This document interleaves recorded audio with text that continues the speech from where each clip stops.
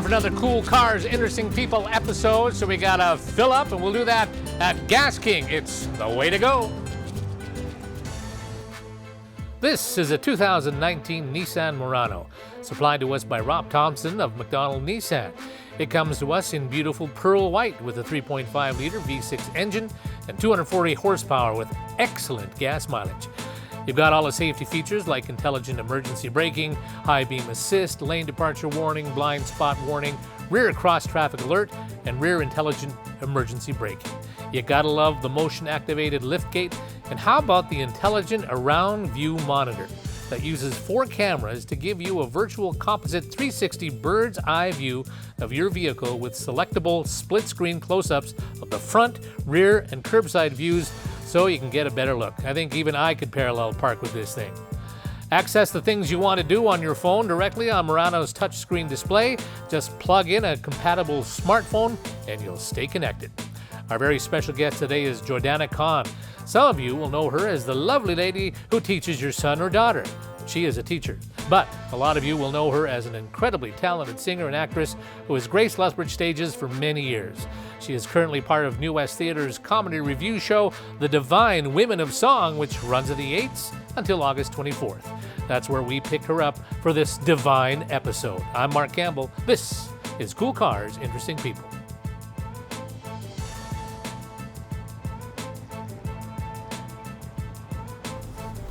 Hello! Hello! The divine Jordana. Please. Or something like. Oh, you might want to open the door. Oh, who are you? What's the secret word? What? Does that one work? Now it does. And Couldn't have been funnier.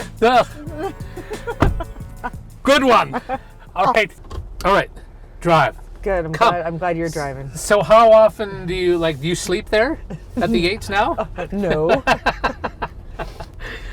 Although I do have like the same dressing room space that I've had for my entire life there. Really? So, yeah. What do you think about, I mean, you've had a long career in this local theater scene. Yes. And you did a lot.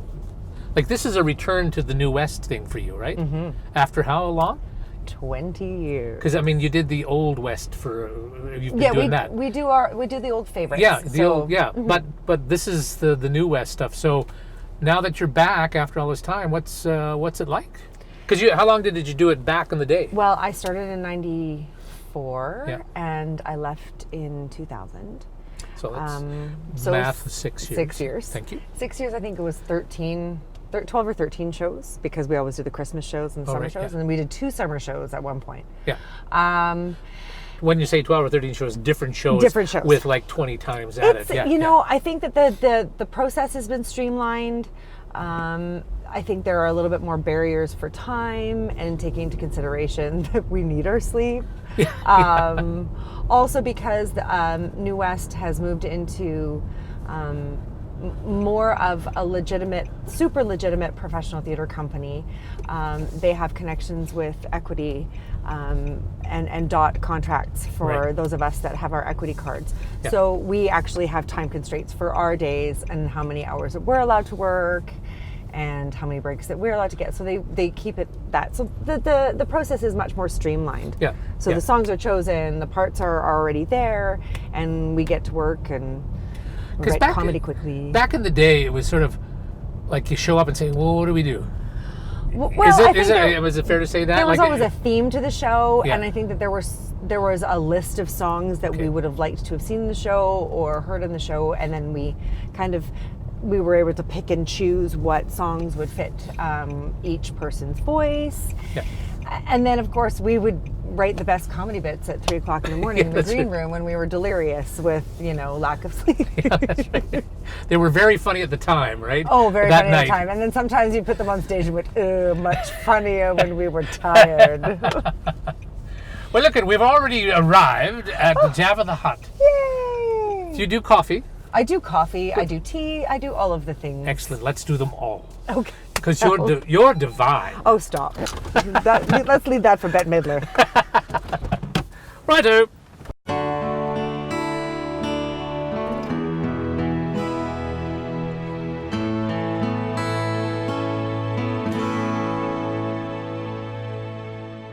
Jordana, here we go. Welcome to Jabba the Hutt. And Thank our you. traditional hello to Brian.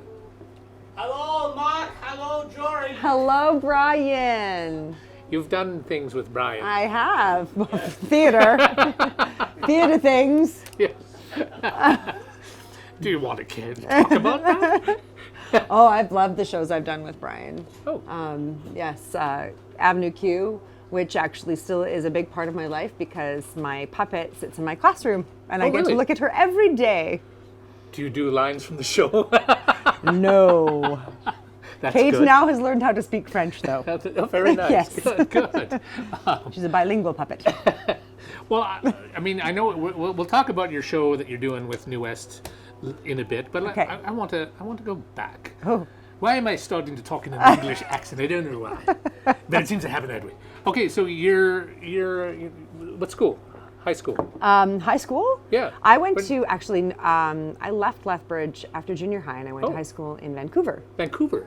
And it was a wonderful high school. You did that because you wanted to, or We all, as a family, we okay. moved out there, Okay. and Dad had other business opportunities, and so we went out west. Oh. And I went to McGee Secondary and had a phenomenal 3 years there, singing in choirs and doing a lot of really wonderful theater. Yeah.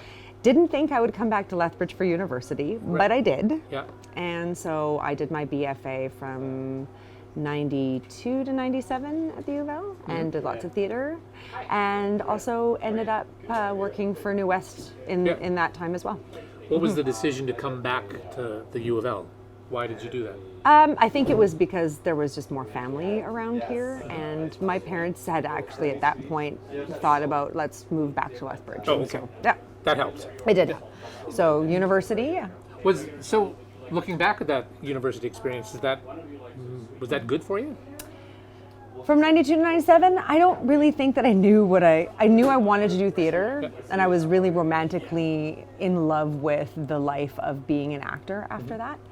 But I don't know if it really gave me everything that I needed. And so that's why I sought out the school in New York after I graduated. And then I went to do those 2 years in New York, which did help a lot, not only with my performance, but the business end of things and how to conduct my life as a professional actor rather than just throwing caution to the wind and going, parts will fall in my lap. Yeah. So was it all in to be a theater person when you left Lethbridge to go to New York? Oh, 100%. And I mean, it's a good thing too that I have parents that were behind me 100% and said, whatever you want to do, we will support you. You just got to put it all in. And yeah, you do. It's not only is it you're working on the craft of doing the things on the stage, but the business end of things and how to manage your money, which wasn't very good at. I think that's probably the downfall of so many actors. A lot of creatives really have, because it doesn't mean anything. This doesn't mean anything. Yeah. So what school did you go to in New York? I went to the American Musical and Dramatic Academy. Well, it sounds very fancy. It was fancy. Upper West Side of Manhattan in a beautiful old building called the Ansonia on 73rd and Broadway. And it was 2 years that I think really heartily shaped who I am as a performer even now. But I wouldn't trade those 2 years for anything. Because New York, if you make it there, you'll make it everywhere. Yeah, not necessarily. Well, I mean, theater is such a very unusual business, and a lot of people like to do theater and film and television. And I was really never interested in the film and television end because it was a lot of hurry up and wait, and I get bored really easily. And I think it was the smell of the grease paint and the roar of the crowd. Sure. Right. Sure. For me, and just that fueled me. So theater was the only way to go. What was the New York experience like aside from the theater part of it? I mean, living in New York, cost, finding food, rats. Cockroaches. It is not only did I go to school in New York, New York itself was a school for me. I loved every minute. You're never bored. There's no shortage of activities to do whether you have money or not. There's always things to do for free, and there's always cheap food, and the cheap food is good because if you have crappy food in New York, you do not last. So it was easy. The money thing wasn't as easy because back in 97 to 99, it was like 55 to 65 cents on the dollar. Oh, yeah. So it was not a good time for me to go to school there. Did you have money saved up, or were Yeah, you, everything was taken care of. So did you work while you were there for those 2 years, or no? No. No. Were you there to audition while you were going to school? No, you were not allowed to audition. you You actually had weren't? to sign papers saying that you wouldn't. And really, it makes sense because they don't want somebody going into an audition where the business is very small, and there's less than 6 degrees of separation that between anybody. And if they found out that you had gone to a call, there was a note on your door saying that you were expelled from the school. Wow. They don't want. You know, if you botched the audition and if you were unprofessional, they didn't want that reflecting back on the school, and I get it. They want you to be prepared when you walk out those doors. So you do the 2 years. Did the 2 years, and then I went, oh, I'm Canadian. I really can't stay here. Really? So I came Well, home. did you know that? Well, there was a visa for me to extend my stay, but it really only allowed me to do theater work. And I wasn't prepared to risk it by working under the table and prepared to, you know, which a lot of other people did back then.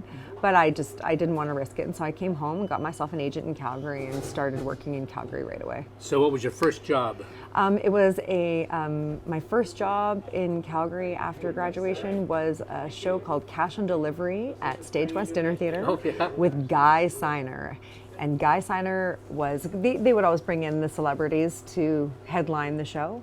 And Guy had done a show called Allo Allo on, it was a BBC, British PBS documentary, or not a documentary, a wartime comedy.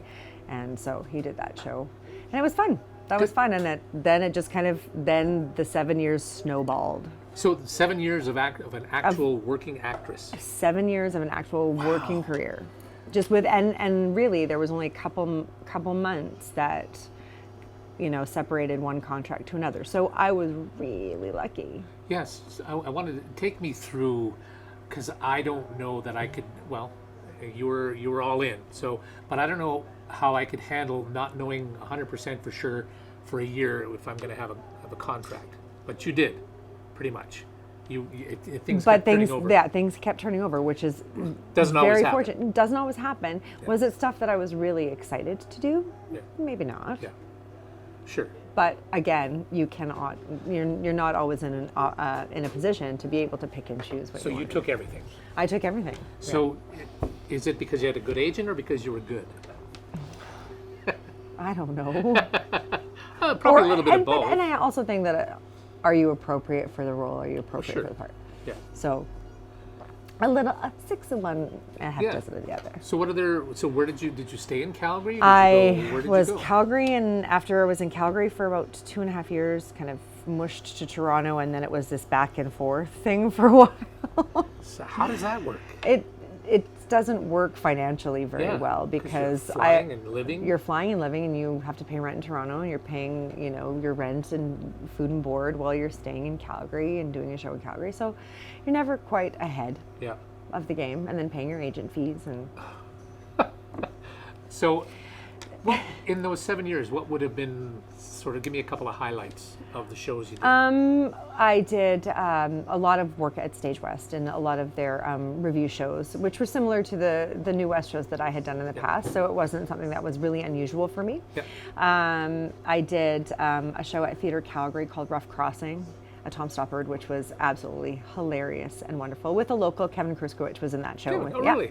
Who's doing 12 Angry Men? With Jeff Wetch, who also went through New West. Isn't that crazy? Like I said, there is not that many, like it's a small little community that we live in. And New West on the Lethbridge stage. Yeah. That's cool. Anyway, carry on. Yes. Enough about them. You. I Miss also Divine. did. I am not Bette Midler. Stop. But let's see. The other one that I really loved doing was I Love You, You're Perfect, Now Change. And I did it at a little theater in St. Catharines in Port Dalhousie. Spelled Dalhousie, but they call it Dalhousie. just outside of St. Catharines, Theatre in Port. It was a teeny weeny little tiny theatre where the lighting booth was the only way to get on and off the stage. But again, it was a professional production. Yeah. But I Love Your Perfect Now Change is a wonderful four-hander show, and it's all about relationships, beginning, dating, and then to the end. It's a great show, and I loved that contract. Would you say there's an incredible camaraderie in the arts world when you're doing what you're doing and trying, you're fighting for every role and looking to the next thing? Or is it a dog-eat-dog world? And then what ultimately made you say, I think I've had enough of this? I'd actually had the longest break that I'd had for a while, and I was working in the cosmetic business, which kept me creative. I wasn't one to wait tables. Right. So I liked working in makeup because I got to paint. I got to be creative every day. And so that fed that part of my soul while I wasn't doing theater. But I just think that Toronto just became a rat race for me, and I adopted a dog when I probably shouldn't have adopted a dog. And I think that was the reality that kind of spun me going, I think it's time for me to reevaluate. As much as I love this career, I might need a break, and I might need time to just kind of let my feathers unruffle. And that was when I packed up all my stuff, and June 24th, 2005, not that I've memorized the date, I flew home. Right. And it was not something that I really wanted to do. But Did you feel disappointed in yourself? Oh, always. You're an actor. Yes. 100%. You feel like, oh my gosh, I didn't make it. But really making it is, you can be a lead in a show for 3 months, and then your next contract is you're the swing who doesn't even get on stage potentially for the entire run. Yeah. So it's never, it's not a business where you actually can climb up the So your ego has to be in check all the time. Yeah, but it was a big, huge. I'm moving home. I'm underweight. I'm behind the 8 ball in money. Loser. And you really do feel like that. Yeah. And I stayed in my parents' basement with my dog Eloise. Was that an Anglo stereo photo in the basement? No, not in the record cellar. Not in the record cellar. That would be fun, hey? Can you imagine? Okay. Back in the 80s being locked in the record cellar and not being able to get out? That would have been fun. Sorry, I just had to throw in that little reference there. You can throw that in. I'm proud of that. That was a really kind of tail between the legs moment. But hindsight's 2020, sure. And here I am 14 years later. That was the bestest. That was a reluctant decision, but the best decision that I had ever made. Because you went back to school. I went back to school for degree What the hell number. were you thinking? For degree number 3. Let's see if this one will stick. Maybe you'll get a job with this one. Yes. Yeah. So that was obviously your education degree at the U of L. Back at the U of L. So I was at home for a couple months, and I had learned how to knit, and I had made a pile of scarves that were as tall as I was. And my mom looked at me and just said, "No more chocolate cookies and no more yarn until you go back to school."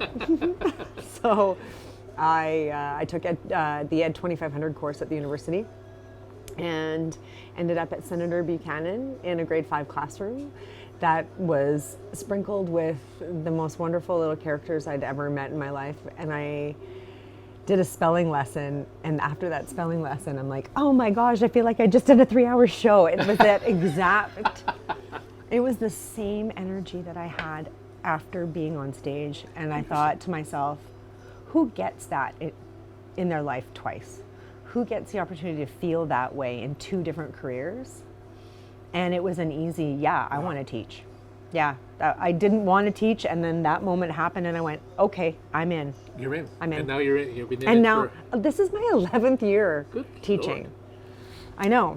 But you still need that little buzz, don't you? Of being acting. Here's the thing. I never expected to get the buzz when I came home. Right. I never expected to actually be back on stage as much as I have been. Yeah. And honestly, Mark, in the last 14 years, I have done more that has meant more to me personally than I ever did working professionally. Really? Oh, absolutely. In what way? I think it's the shows that we've done. I think that it's the people that I've been able to work with again, reestablishing old relationships. And it's the quality of theater that is done here in Lethbridge. Wow, that's a big thing to say. It is. Yeah. It really is. And the people that work here. Right. Like, it's been wonderful. I would never have had the opportunity to play some of the characters that I've played, nor do the theater, because I was pegged as a musical theater performer. I couldn't get a straight play audition to save my life. Right. And I've been given the opportunity to do those things here. Yeah. Yeah. Well, and it's been my pleasure to get to do some stuff with you. Yes. And to watch you perform. You know, and I think I've said this to you before, but you know, when I've seen some of your performances, and I say you can take what Jordana just did and put it in New York, and no one would ever know. Seriously, Thank you. That's true. Thank you. No, that's absolutely true. I look at your Mary Magdalene performance, your performance in Les Mis. That's enough said. Thank you. No, Thank you. Because coincidentally, when we did Jesus Christ Superstar, they just did the live version, the TV version Yes. with John Legend Yep. and Sarah Mary. Bareilles. She was fantastic. She was but I said, she's great. That's what Jordana did too. So, Thank you. No, it's very true. I liked that production. Yeah, I that really was- did. Yes. So anyway, I liked our production too. yes, it was very good. No, anyway, just wanted to throw Thank that you. compliment to you. Thank you. That means a lot. But you know, so going forward now, is it still something that you kind of still like to get? I mean, you still hold your equity card, right? I kept my equity card because it really was not that much to pay every 6 months. And then, of course, you know, it's a nice little write-off in your tax. Oh, is that okay? All right. Yeah. But yeah, and also it just allowed me to be in good standing. It allowed me to go, well, maybe someday I will be able to go back, because this is also, being an actor, it's not something that there's no time limit on it. You don't have to ever retire from it. Yes, it's true. Because there will always be something for, you know, any age. Like, Yeah, sure. Christopher Plummer. yes. Watch, he'll die after we do this. Oh, don't say that. No. I'm sorry, Christopher. No. No. Let's get into your this show, the Divine Women of Song. Divine Women of Song. Yes. Yes. Talk about that one. Well, Sharon Pete, the artistic director of New West Theatre, said, you know what, here's an idea for a show that's never been done before. Why don't we celebrate the great women of the pop music industry? Because really, they're everywhere. So great songwriters, performers. So she just did a list of a few, because really, this could be the first Divine. There could be Divine 2, Divine 3, Divine 4. Yeah. She's really left it open to many different incarnations of this show, because there are so many great female artists out there.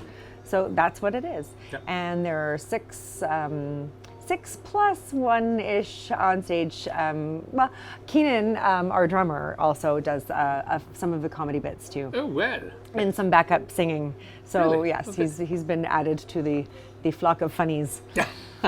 What are some of the songs you get to do? I'm Who doing are you? these are not we're not doing impersonations. We are just kind of doing interpretations. So Okay. I'm singing Aretha Franklin's Respect. I'm doing Tina Turner, Proud Mary. Interesting. Yes. Yeah. And my favorite that I get to do is Superstar, the Carpenters. Oh. Yeah, I get to sing a little Karen Carpenter. I've always said that Karen Carpenter has one of the most divine voices Oh. in music, period. Absolutely. And then when I was practicing and kind of doing some research with that song, I went down the rabbit hole of watching the YouTube videos of her playing her drum solos. Oh. Do that. Oh, really? Do that. That is a that is a rabbit hole that you will happily enter. Wow. Oh, she's incredible. Oh, incredible fantastic. percussionist. Just, you know, And crystal clear, like, I'm proud to say that I have a Carpenter's CD, and I'll show it in my car if I had it. oh. Because, I mean, really, Oh. she's great. Yeah. She's, So that is a pleasure and lovely to sing that song. So that's kind of in your range too. Would it be, or are you? it actually it's a little low. it's a little low. Yeah. It sits in a very unusual spot. Yeah. But I am getting older, and there's a lot of new things that are happening to my voice that I'm like, that's interesting. How do we work with that? What about? Let's talk about that. What does change in your voice as you get older? Well, they always talk about how boys' voices change. Yes. Yes. Women actually go through more Really? vocal changes as they get older. And I remember going through one at 12. I remember kind of 17 or 16, 17. I remember another one at 23. And there were some in my 30s. And now that, I don't know, I think our chords get thicker. I don't know. It's just every day. Singing is way more of a thinking game than anybody thinks. You don't just open your mouth and the sound comes out. Right. There's a lot of like pre-planning that you have to do to make it sound good. It doesn't always just kind of fly out. Well, I know, having worked with Ken Rogers, Ken, and he always has these metaphors for everything about. And "You're he- gonna put it up here, not here, and I'm just Thinking of the pitch Yeah, before I you know. sing it, or even taking a breath like this. Yeah, exactly. yeah. So it's All these different it things. is, but I mean, it's amazing when you get it right. It works. It does. Yeah. So And then eventually it becomes muscle memory, and then that's, yeah. you hope and pray it's muscle memory. Yeah. So who else is in the show? We have, of course, Erica Hunt. Okay. Scott Carpenter is one of our gentlemen in the show. Ryland Kunkel. Oh, okay. The ever-talented Ryland Kunkel. Two divas, if I ever saw them. Oh, I tell you, hard to work with both of them. Yeah, yeah. And Katie Felger and Olivia Earle are our two new cast Katie members. Felger. I love to Yes. hear that she's got an amazing voice. She is a very powerful vocalist. She's very funny, and she is a supremely talented young lady that I'm really glad that they've given her the opportunity to do this show, and I hope to see more Yeah, of Katie I on hope so. stage. And Olivia is also really talented. Olivia and I did Annie. She was one of my Mollies. Oh, really? When I was Miss Hannigan, so I'm nice. really surprised that she agreed to do the show, because I'm convinced that I was so awful to those little girls that they may all have PTSD. Well, you were a character actor. Yes. Yes. I did not leave Miss Hannigan on the stage. So the show goes till the end of August, right? Yeah, August 24th. Yeah. Okay. And then I go back to teaching on the 26th, Yeah. and then I start rehearsals for my next show on the 26th. Tell us about your next show. That's quite the change. It's going from, happy jazz hands to something that's pretty deep and dark. So I'll be doing Alive the Mind with Doug MacArthur at the University of Lethbridge, Nice. playing the mother of a young girl who has been beaten by her husband to the point of her having some major cognitive issues. So that must be wonderful to change, from the jazz hands, like you say, to a role like that. Or what does it bring for you? It brings a lot of satisfaction in the fact that my training has taken me so that I can do these things. It's tough to swallow that I'm now playing mothers. That's the hard part. Yeah. I'm not 20. I'm not an ingenue anymore, Mark. I would never know. Thank To me, you. you're just divine. Well, again, I always say it's the 5-year-olds that I hang out with all the time. I just bathe in their youth all day. I steal it from them. Yeah. No, it's a gift as an actor to be trusted to be able to do both of these kinds of things. And Doug is a very fine actor and a very fine director, and the fact that he heard me read this role just casually, we did a reading of it in the spring, and then he just said, nope, I really want you to do it. That's awesome. Yeah. Yeah. That's nice. Good for you. I feel very chuffed. Very good. Very chuffed. And that's when can we expect that? That is mid-October. Ish. Look it up. Yeah. Someone can look it up somewhere. University, first production, Yeah, main in stage. main stage, There, yeah. That's a beautiful stage at the university, by the That way. is, without a doubt, my favorite theater that I have ever performed in. Ever. Ever, really? And also, as an audience member, there is not a crappy seat in that house. That rake is so deep, and it is a beautiful, beautiful theater. And it's one of those things that you wish it could be used better. Yeah. And you wish that there was better parking. Was there no parking there There's at no the parking at the university? university. What? Who said there was no parking? No, I love that theater, and that also the backstage of that theater, the dressing rooms are phenomenal, and the fact that the shop is right there and it moves all of the sets in. It is Like nice. it's just, yeah, it is great. it's a great proscenium theater. Okay, let me throw in my city council hat. Yes, sir. As we look for perhaps a new performing arts center, what is important to you as a performer in a performing arts theater? Honestly, it would be great to actually take whatever is at the university and then times it by 2 or times it by 3. How many, we want 1,200 seats. Something that is like that in an accessible place in town would be phenomenal. Phenomenal. What would be the main things you need in a theater? Well, you need that fly gallery. Fly gallery. Right? You need an appropriate shop. You need great dressing room facilities, a good green room facility, rehearsal space. Yeah. And maybe it is more than one theater. Like maybe it is a main theater. Maybe there's a black box attached to it, similar to the Sterndale. Yeah. And maybe there are other rooms that could be appropriately used. Do you know what I heard? Doing a little tour of theaters, washing facilities for touring companies. That's a big thing. Yeah, you need it. Well, they actually did put laundry facilities in the Yates, which Did they? we're very happy because our That's costume ladies used to have to always take things home and wash them at their house Yeah. and bring them back every day. And now all the laundry can be done at the Yates. And I didn't know that was a thing. Yes, But yes, it is. It's, It absolutely it's a is. huge issue. Yeah, especially for the touring shows. Well, and equity actually, there's rules for equity costuming for people who fall under that they have to have their costumes washed every single night. Really? Yeah. Wow. Anything that touches their body has to be washed every single night. Wow. Okay. I know. There's some rules. There are some rules, my friend. All right. Now put on your mentor hat, if you Okay. will, and you've got the advantage of having lived your life, and kids that are going through Galbraith to wherever you are, or they're saying. Miss Kohn, I want to go and I want to do that. I want to be an actress. You say. Have you told your parents? I want to do what Miss Kohn did, and I want to go and be a Broadway star, and then I want to be an actress in the movies. That's a tough one. I mean, you don't want to shatter their dreams. No, I never want to shatter anybody's dreams, but I also want them to know that I think it's important to get an education. Whether you go to the college and get a trade, whether you go to university and get a degree. I would tell somebody to go to the college and get a trade first every day. Sorry, U of L, you are amazing. Yeah. But I want them to be 150% passionate about it.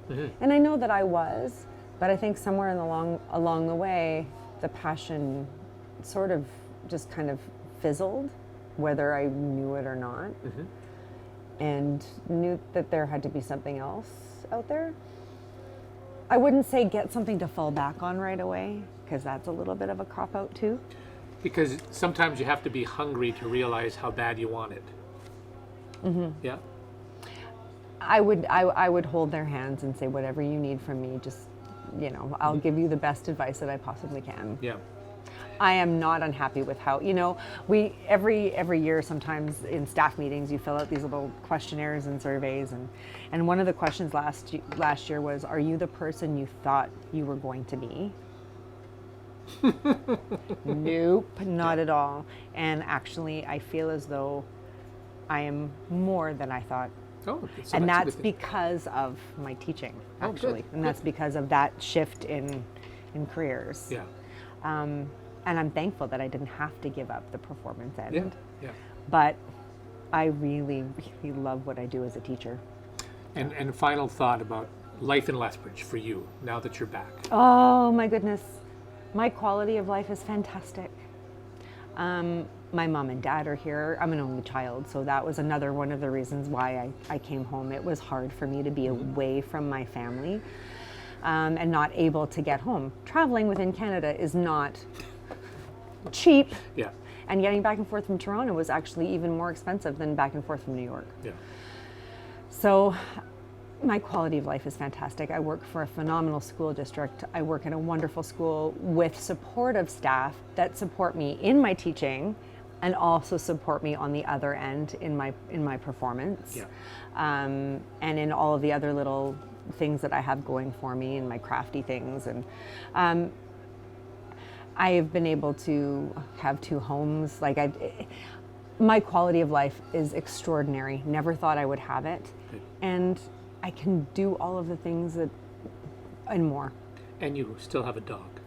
I have a different dog. So the dog that was the turning point dog that brought me home, Miss Eloise Wheezy. May she rest in peace. Yeah. She left us last year. 13 years. That's good. So That's we had a life. good life together. Yeah. But almost 6 years ago, I got, for my 40th birthday, I bought myself my Italian dog of my dreams. And so I still do have my Pico, my Lagotto Romagnolo. Oh, Yeah, that's what he said. Jordana, cheers. Thank you so Thank much. you so much, Mark. Lady Divine. Catch her at the Yates and then at the Come see- university. and Come. then- Yes, thank you so much. Thank you, Brian. See you.